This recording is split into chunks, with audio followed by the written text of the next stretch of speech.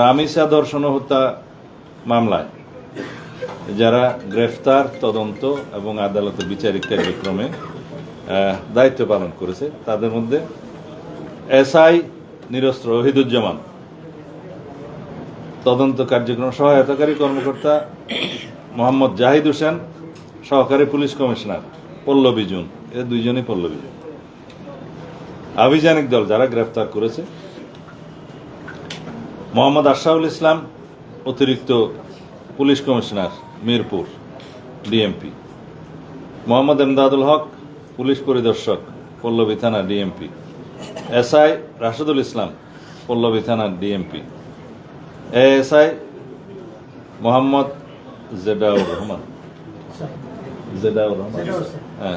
জেডাউর রহমান, পল্লবী থানা DMP, ASI Mohammad Rizon Mia, Pallabi থানা DMP, constable Mohammad Ashraful Alam, Pallabi থানা DMP, driver constable Mohammad Arif Mia, Pallabi থানা ডিএমপি।